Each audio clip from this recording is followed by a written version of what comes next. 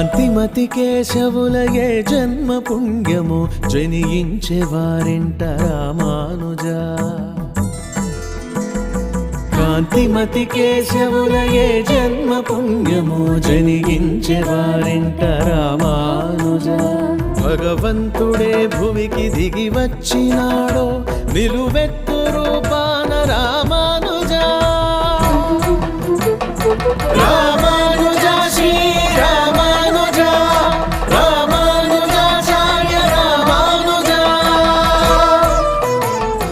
కాంతిమతి కేశవులయే జన్మ పుణ్యము జనించే వారింట రామానుజ.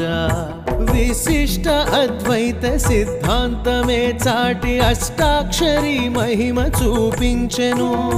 చక్షుతో విచక్షణను జనులకందించి ధర్మాన్ని ధరలోన తరింపజేసే రామానుజ శ్రీ రామానుజ రామానుజాచార్య రామానుజ.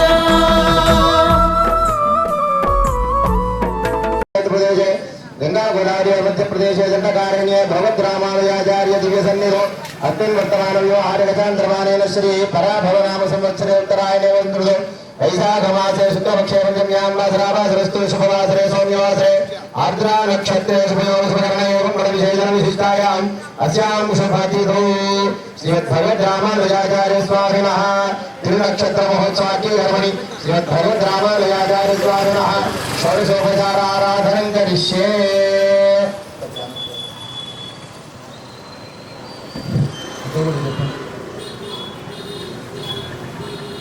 वंदे वंदे वेदांत वेदांत कर्पूर कर्पूर शामीकर शामीकर करंडकम करंडकम रामानुजार्यम रामानुजार्यम आर्याणाम आर्याणाम चूड़ामणिम चूड़ामणिम अहर्निशम अहर्निशम श्रीमते रामानुजार्य नमः. ध्यायामि ध्यानं समर्पयामि.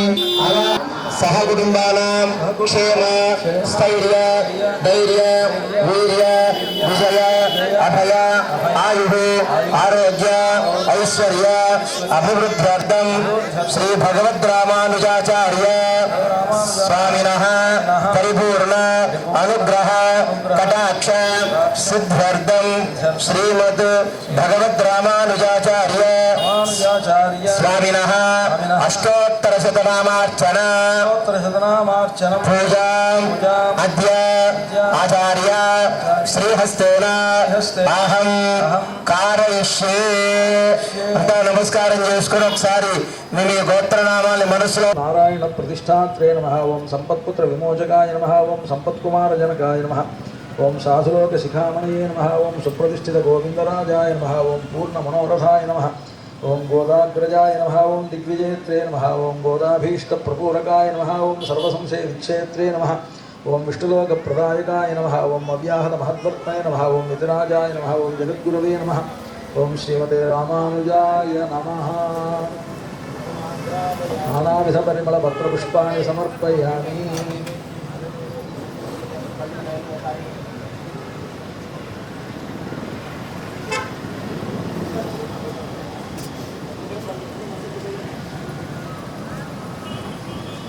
జై శ్రీమన్నారాయణ. ఈరోజు భగవద్ రామానుజుల వారి జయంతి కార్యక్రమం మన దేవాలయంలోనూ అదేవిధంగా ఎక్కడెక్కడ వారి భక్తులుగా ఉండేటువంటి వారు ఉంటారో వారంతా కూడా ఈరోజు ఆ జయంతి ఉత్సవాలను నిర్వహించుకుంటున్నారు. ముఖ్యంగా మన సనాతన ధర్మాన్ని జగద్వ్యాప్తం చేయడంతో పాటుగా సామాజికమైనటువంటి అనేకమైన సంస్కరణలను చేసినటువంటి ఒక మహనీయులు భగవద్ రామానుజులు.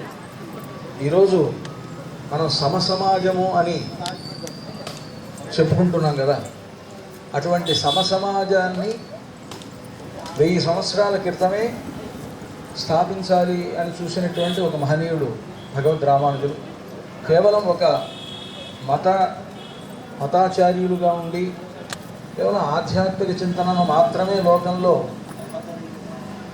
ప్రచారం చేయడం అనేటువంటిది కాకుండా సమాజ సేవ, అలాగే సమాజంలో ఉండేటువంటి వారందరిలోనూ ఒక సమానమైనటువంటి స్థితిని చూడాలని కాంక్షించినటువంటి ఒక మహనీయుడు భగవద్ రామానుజుడు. ముఖ్యంగా ఈ రోజుకి వారు చేసినటువంటి మనం చూడాలి అని అంటే తిరుపతి నగరం మనకి తెలిసి అందరికీ. తిరుమల క్షేత్రం ఈరోజు ఇంత గొప్పగా వెలుగుతోందన్నా భగవద్ రామానుజుల సేవ ఎక్కువగా అక్కడ ఉంది.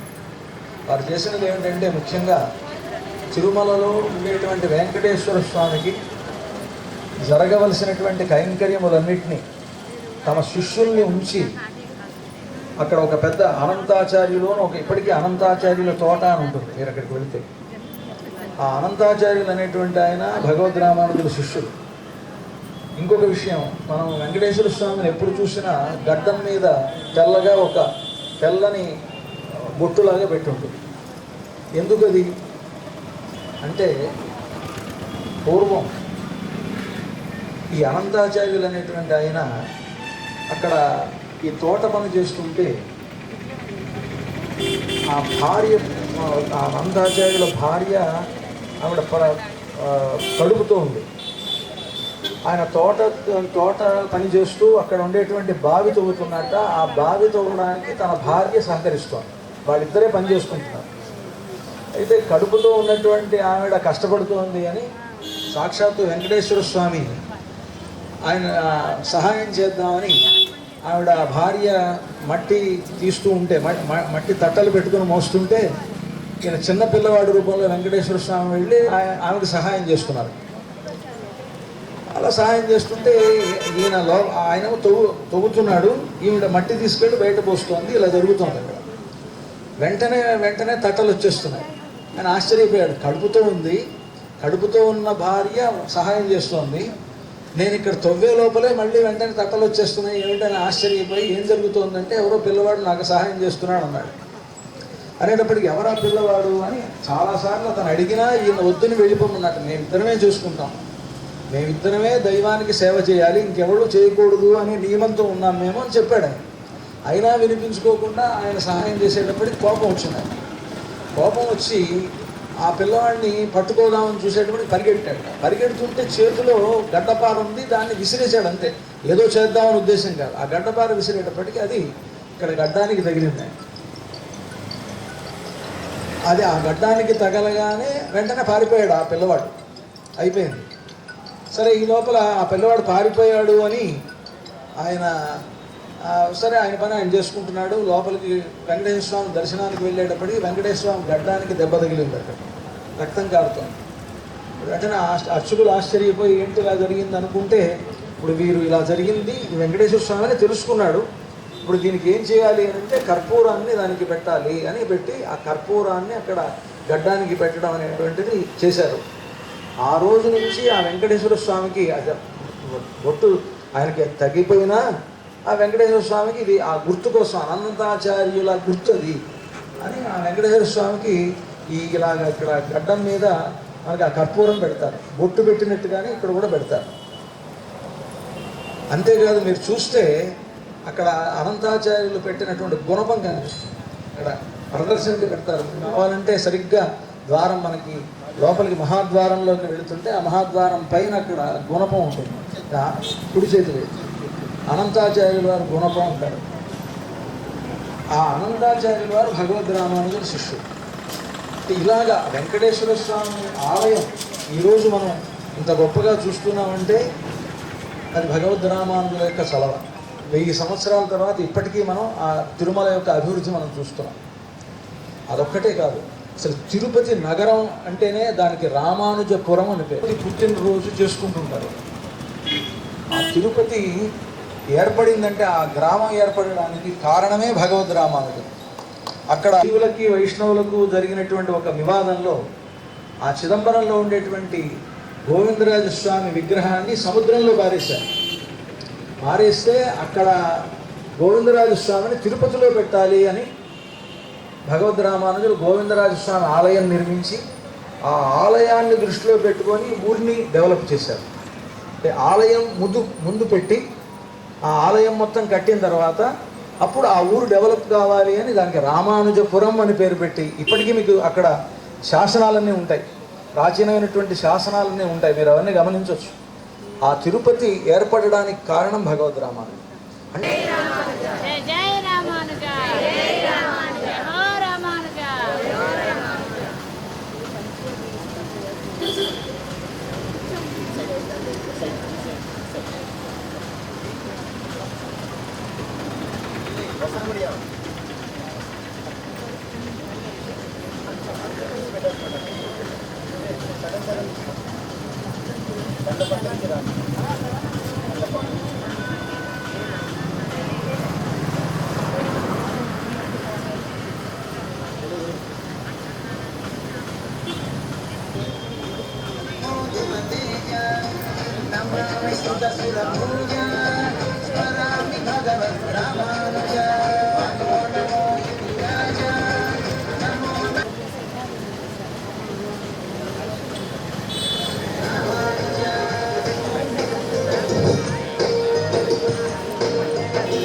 ఓం హిరణ్యపాత్రం మధో పూర్ణం దదాతి మధవ్యోసానీతి ఏకథా బ్రహ్మణ ఉపహరతి ఏకథైవేజమాన ఆయుష్తేజో దధాతి భద్రాచలని.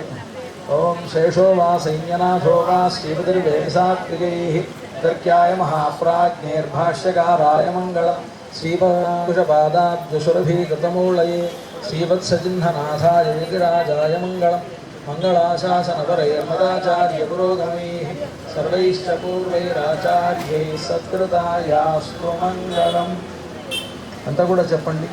మేషార్ద్ర సంభవం విష్ణోః దర్శన స్థాపనోత్సుకం తుండీరమండలే శేషమూర్తిం రామానుజం భజే యో నిత్యం అచ్యుత పదాంబుజ యుగ్మరుక్మ వ్యామోహతః తదితరాణి తృణాయ మేనే అస్మద్గురోః భగవతోస్య దయైకసింధోః రామానుజస్య చరణౌ శరణం ప్రపద్యే. జై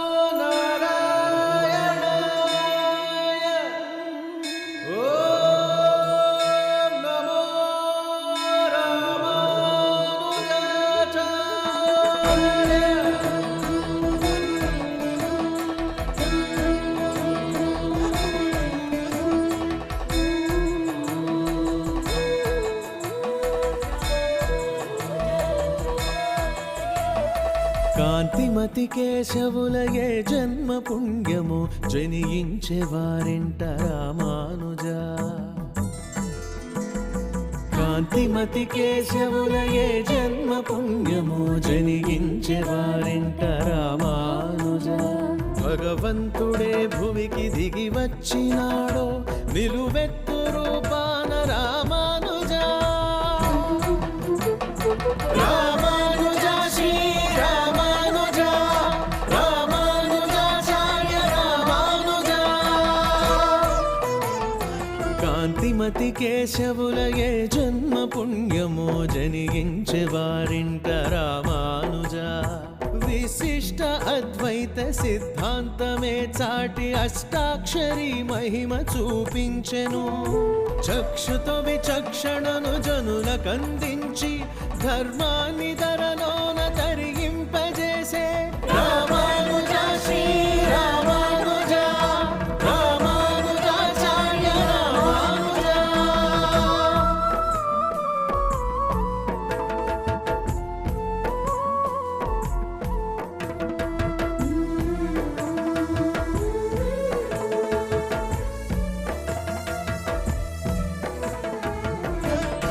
పామరి సరిమ పామ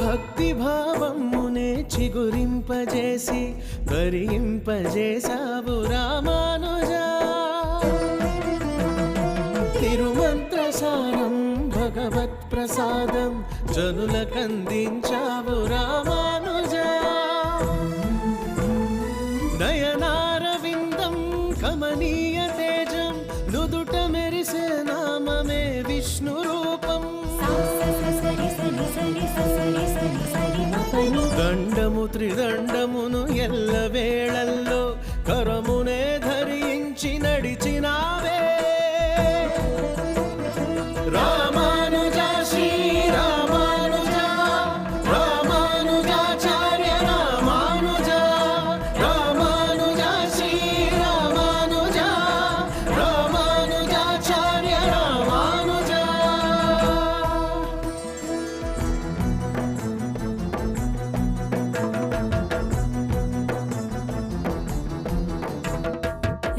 రామానుజాచార్య నారాయణ రామానుజాచార్య నారాయణ ముక్తి నొందే దారి సరళముగ తెలిపే ఆదిదేవుని దూత రామానుజా ఆకాశమంతటి ఖ్యాతి గడించిన నారాయణుని అంశ రామానుజా వేద సారాంశం దేవతారాధ్యం వివరముగ తెలిపిన గురువర్యవే జీవాత్మ పరమాత్మ ప్రకృతి సమూహం సృష్టి ఆధారమని